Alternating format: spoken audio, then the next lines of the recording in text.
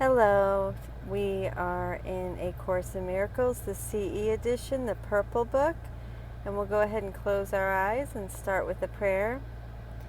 Dear God, please enable us to set aside everything we think we know about A Course in Miracles, about you, about ourselves, and about other people,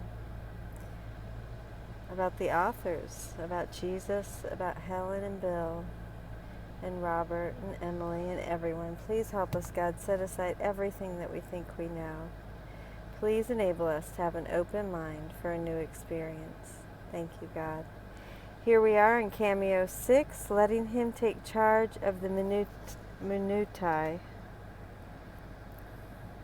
Miracle Principle 25, Principles Depend on Timing, was originally guidance to Helen, in which Jesus told her that if she would let Him guide her through the trivia of her life, He could save her a great deal of time, which she could then devote to its proper use, giving miracles. The specific bit of trivia in question was Helen's purchase of a winter coat. Ken Wapnick told the story in Absence from Felicity. He said that Helen was accustomed to shopping in New York City's finer stores. Yet, Jesus told her to shop for the coat at Klein's, a bargain store. Wapnick said not only did Helen find exactly the coat she wanted, but the salesman who waited on her needed Helen's help very badly. He had a retarded child and was at a loss at what to do, and Helen was able to be extremely helpful to him. Let me move over there so you can read it with me. Helen found this guidance quite threatening because in it Jesus asked to be let into a very personal part of her life, one that she hardly considered trivial, her shopping. So let's look closer at this guidance. Jesus begins by saying, "If you need a coat, ask me where to find one. I know your taste well, and I also know where the coat is that you would eventually buy anyway." And that's to all quotations without page numbers in this Cameo are from Helen's notes. Throughout these Cameo essays, we have corrected spelling errors in the notes for ease in reading. And one was Absence from Felicity 230, which is...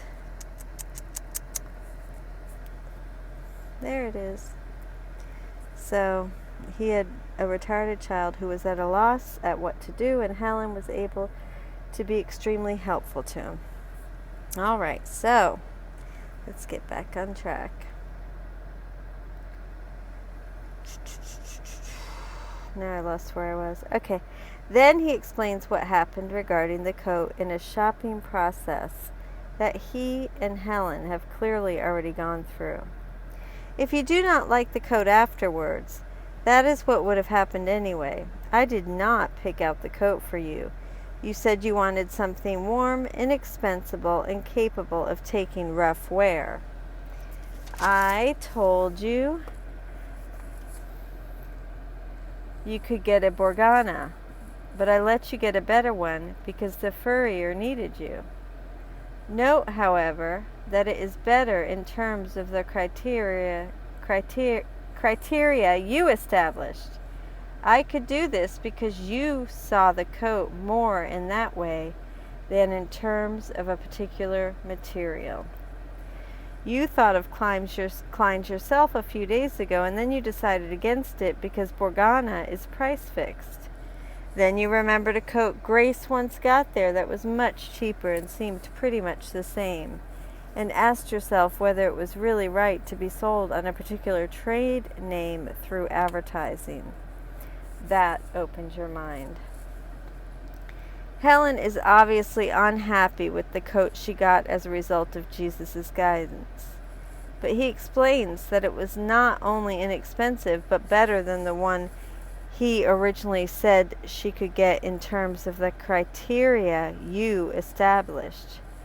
Further, she was able to use her professional expertise to render valuable help to the salesman. How could she possibly object? The likely answer will become clear as we proceed. We can see her difficulty with the fur coat guidance in the pages of dictation that follow it. First, her resistance apparently distorted some dictation she took down.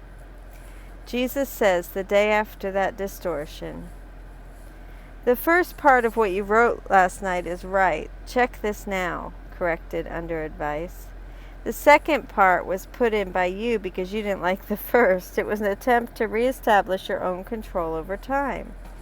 Remember, you cannot stand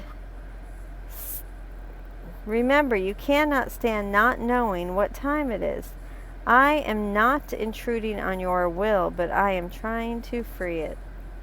Unfortunately, it is not clear what these first and second parts are. What is clear, though, is that Helen saw Jesus controlling her use of time as such an intrusion that then she wrote something down that gave control back to her, not realizing that this part was from her own subconscious, not from Jesus. This same resistance then apparently triggered disturbing dreams once she went to bed. Helen writes, "In the morning, I remembered two indistinct dreams which upset me very badly. We only got details about the first, in which someone tells her that I have done something very poorly, and that he thought that they would have to let me go, but he promised me a perfectly fair investigation. You, Bill, were assuring me it would be all right, but I was by no means sure."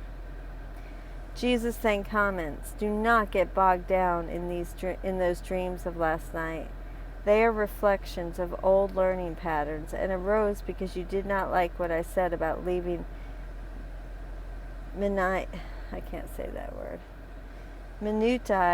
to me. They merely illustrate your unwillingness to not get bogged down because you are afraid of the course. So don't use them that way. If you are tempted to do this, ask Bill to stop you.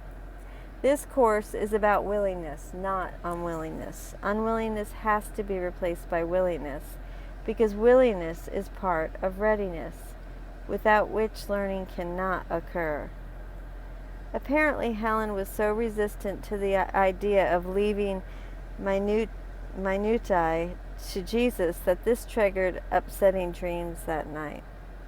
These dreams came, Jesus implies, so that she could get bogged down in them, thus nicely diverting her attention from Jesus' uncomfortable teaching. Yet, he says, she can choose not to use these dreams as the diversions her subconscious had intended them to be. A bit later, Helen writes something down that seems to be her paraphrasing of further guidance about not getting bogged down. The key, she says, is to leave everything to him. My feelings regarding Gary, art, etc., all of which I can simply refer to him and not get bogged down. This is the real secret of not wasting energy. After this, Helen says, I asked him, Jesus, to stay with my unconscious while I slept and just passed out. The fur coat guidance then ended up sparking massive resistance in Helen. This resistance caused her to blame Jesus for her dissatisfaction with the coat she got, even though it met her specifications. It caused her to take down false guidance that gave her back control. And it caused her to unconsciously stage a diversion in the form of upsetting dreams. She perceived letting Jesus direct the minutiae as an intrusion on her free will. He countered this, saying that he was trying to free her will by keeping it from getting bogged down in the trivia of daily life. This help could actually speed her through that trivia so that she could release her will to do what it was meant to do, give miracles. And this, he said, was what she was really afraid of. She wanted to get bogged down in trivia. She wanted to be upset and to waste her time and energy so that she had nothing left over for miracles. but that meant keeping her true will in prison. In light of all this, it is interesting to note that Helen did not dictate any of this guidance to Bill to be typed into the urtext. This includes everything under Miracle Principle 25 and everything recounted in this cameo. None of it left her notebooks.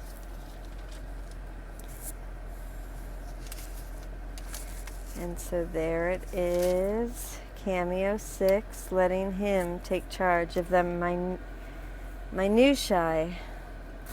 I do look up the pronunciation, and it just doesn't, I don't retain it. Sometimes I do, but if I'm really stuck on a word or really not quite sure, I open the wrong book on how to pronounce it, then I do look it up. So I do put effort in trying to pronounce words right. But, it is what it is. So, day 11, Cameo 6, letting him take charge of the minutiae. There's so much to say about this cameo and about Miracle Principle 25, which we haven't read yet. Both are drawn from the fur coat guidance that Jesus gave to Helen about her purchasing a winter coat by following Jesus' guidance. This is significant because he is dividing our days into the trivial.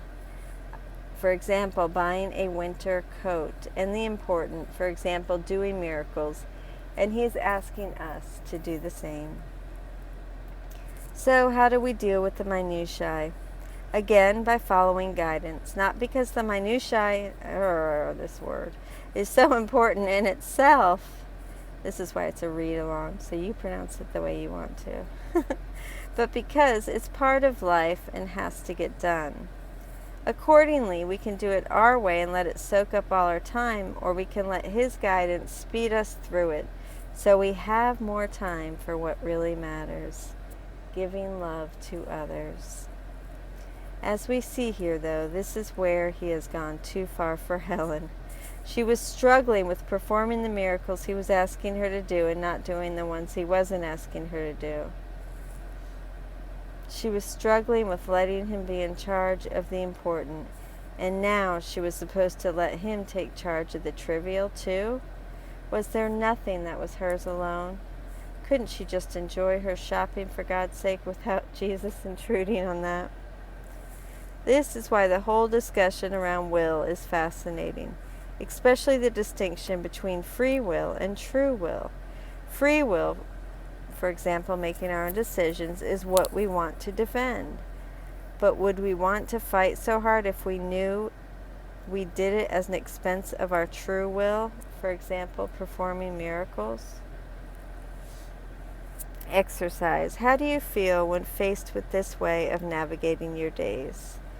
First, dividing them into the important, giving miracles, and the trivial, everything else. And second, letting Jesus speed you through the trivial so you can spend more time doing the miracles for him.